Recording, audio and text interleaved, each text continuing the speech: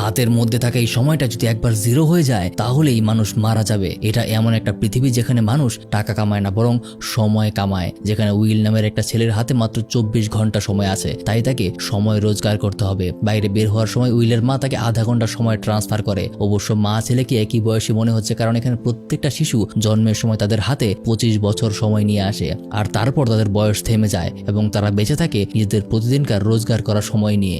তারপর উইল তার কাজে বের হয়। তাদের বর্তমান পৃথিবীতে এই সময়ের মাধ্যমেই সবকিছু হয়। কোনো কিছু কিনতে গেলে তার নির্দিষ্ট পরিমাণ সময় ট্রান্সফার করতে হয়।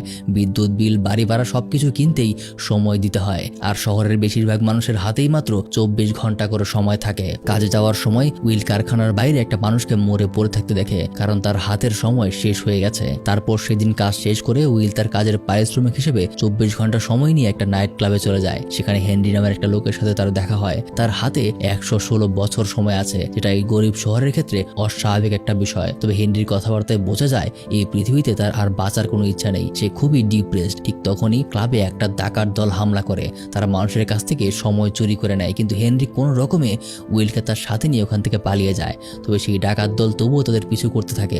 রাতে একটা পরিত্যক্ত বাড়িতে তারা আশ্রয় নেয়। সেখানে হেনরি তাকে এই পৃথিবীর সত্যটা জানায়। আসলে এই পৃথিবীতেও গরিব আর ধনী দুটি স্তর আছে।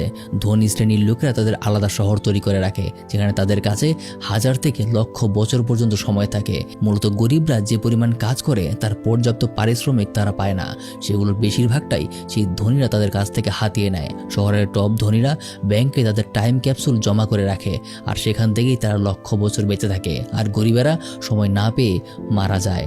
হেনরি নিজেও সেই ধনী স্ট্যাটাস থেকেই এসেছে, কিন্তু এ সকল সত্য জানতে পেরে সে আর বেঁচে থাকতে চায় না। তাই পরদিন সকালে উইল যখন ঘুমিয়েছিল, হেনরি তার হাতে 116 বছর ট্রান্সফার করে দেয় আর নিজের হাতে 5 মিনিট রেখে একটা ব্রিজের উপর উঠে গিয়ে বসে থাকে। আর ওইদিকে উইলের ঘুম ভাঙলে সে নিজের হাতে 116 বছর সময় দেখে অবাক হয়ে যায়, আর বিষয়টা সাথে সাথে এসে বোঝা যায়। তাই বিল্ডিং থেকে বের হয়ে সে হেনরিকে ব্রিজে বসে থাকতে দেখে, কিন্তু এতক্ষণে অনেক দেরি হয়ে গেছে। তার সামনেই হেনরির সময় শেষ হয়ে সে মারা যায়। অপরদিকে উইলের মা তার কাজ শেষ করে বাড়ি ফিরছিল। তার হাতে বেশি সময় নেই, তাই তাকে তাড়াতাড়ি বাড়ি ফিরতে হবে আর উইলের থেকে সময় নিতে হবে। কিন্তু তার বাড়ি এখান থেকে বেশ ভালোই দূরে। বাস ভাড়া দেওয়ার মতো সময়ও তার হাতে নেই, কিন্তু সে বাসে থাকা সবার কাছে সাহায্য চায়, কারণ সময় মতো বাড়ি পৌঁছাতে না পারলে সে মারা যাবে। কিন্তু ড্রাইভার সহ কেউই তাকে সাহায্য করতে চায় না। একসময় বাস তাকে ওখানে রেখেই চলে যায়। তাই উপায় না পেয়ে উইলের মা বাড়ির দিকে দৌড়াতে শুরু করে। অপরদিকে উইল নিজেও তার মায়ের জন্য অপেক্ষা করছিল, কারণ তার হাতে এখন 116 বছর সময় আছে। কিন্তু সময় মতো তার মাকে না পেয়ে সে বিপদ বুঝতে পারে। সে তার মায়ের অফিসের দিকে দৌড় শুরু করে, আর এক সময় একদম শেষ মুহূর্তে সে তার মাকে দেখতে পায়। কিন্তু সময়টা প্রায় শেষের দিকে। তার মায়ের হাতে সামান্য কয়েক সেকেন্ড মাত্র বাকি আছে। তাই উইলকে তাড়াতাড়ি তার মায়ের হাতটা ধরতে হবে। দুজনেই একে অপরের দিকে দৌড়াতে থাকে, কিন্তু মাত্র কয়েক সেকেন্ডের জন্য উইলের মা তার সামনেই মারা যায়। বিষয়টা উইলের জন্য খুব কষ্টের কারণ হয়। তার হাতে বিশাল একটা সময় থাকলেও সামান্য কয়েক সেকেন্ডের জন্য সে তার মাকে বাঁচাতে পারেনি। তাই এবার উইল এই সিস্টেমটাকে ক্র্যাক করার প্রতিজ্ঞা নেয়। পরদিন সোজা সে ধনীদের শহরে চলে যায়। সে দেখে ওই শহরে মানুষের হাতে 1000 বছরের বেশি সময় আছে। কারো কোনো তাড়াহুড়া নেই, সবাই ভোগ বিলাসে ব্যস্ত। তারপর রাতে উইল সেখানকার একটা ক্যাসিনোতে যায়। এক ধনী জুয়ারের সাথে তার হাতে থাকা 100 বছর সময় সে বাজি লাগায়। এই বিষয়টা ওখানে থাকা সিলভিয়া নামের একটা মেয়েকে অবাক করে দেয়, কারণ সে তার হাতে থাকা প্রায় সম্পূর্ণ সময় নিয়ে বাজিতে লাগিয়েছে। কিন্তু অবাক করা বিষয় হলো এটা কাজে লেগে যায়। এর মাধ্যমে উইল তার থেকে 1100 বছর সময় জিতে নেয়। তাই সিলভিয়া নামের মেয়েটা তার প্রতি ইমপ্রেস হয়ে যায়। উইলকে সে তার বাবার একটা পার্টিতে ইনভাইট করে। এমনকি বোঝা যায় উইলকে সিলভিয়া পছন্দ করেছে।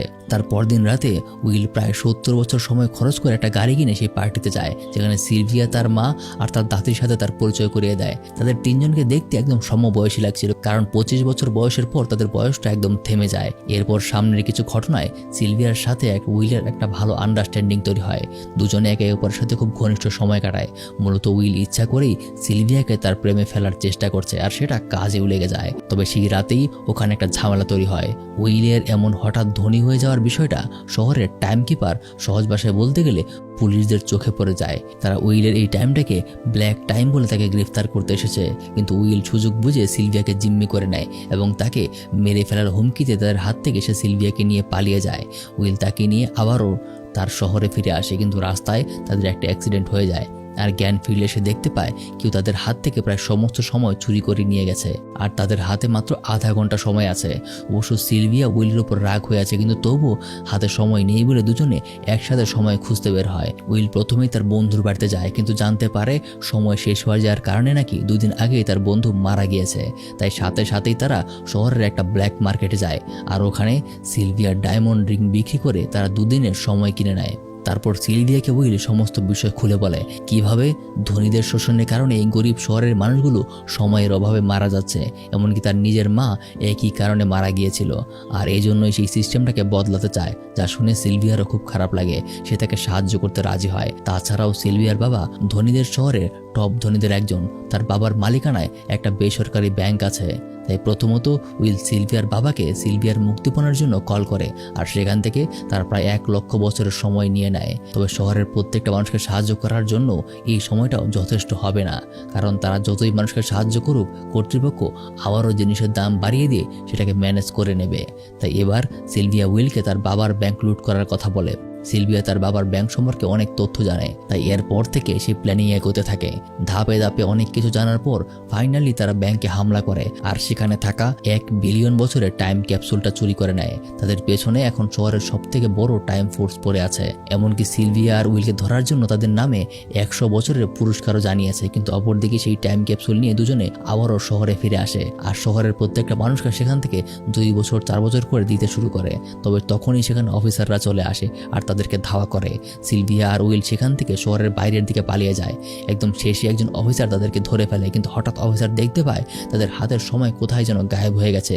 আসলে শহরের ব্যাংক থেকে 1 বিলিয়ন বছর চুরি হওয়ার কারণে পুরো শহরের ভারসাম্য নষ্ট হয়ে গেছে আর সেই কারণেই শহরের প্রত্যেকের হাত থেকে নির্দিষ্ট পরিমাণ সময় কমে গিয়েছে। তাছাড়াও ওই অফিসারের নিজের হাতেও সময় খুব কম ছিল, তাই সে তাদের সামনে ওখানেই মারা যায়। কিন্তু এই ভাগদৌড়ের মধ্যে উইল আর সিলভিয়া খেয়াল করে তাদের নিজেদের হাতেও হুট করে সময় কমে গিয়েছে, এমনকি তাদের সেই টাইম ক্যাপসুলটাও তাদের গাড়িতে রেখে এসেছে, যার কারণে দুজনেই গাড়ির দিকে দৌড়াতে শুরু করে। তাদের হাতে মাত্র কয়েক সেকেন্ড বাকি আছে। দুজনেই গাড়ির দিকে যেতে শুরু করলে উইল তার আগেই গাড়িতে পৌঁছায় আর নিজের হাতে 24 ঘন্টা সময় নিয়ে সে আবারও সিলভিয়ার দিকে দৌড় দেয়। এই যেন আবারও সেই একই ঘটনা রিপিট হচ্ছে যেমনটা ঘটেছিল তার নিজের মায়ের সাথে, কিন্তু এবার পরিস্থিতি সম্পূর্ণ ভিন্ন। এবার সে সিলভিয়াকে বাঁচিয়েই নেয় আর তারপর থেকে দুজনে এই পৃথিবীর সিস্টেমটাকে ব্রেক করার জন্য উঠে পড়ে লেগে যায়। একের পর এক সময়ের ব্যাংক লুট করে আর হয়ে পড়ে ভবিষ্যতের রবিনহুড। আর এভাবেই গল্পটা শেষ হয়ে যায়। তো কেমন লাগলো একটা ভিন্ন ধারার গল্প কমেন্টে জানাতে ভুলবেন না।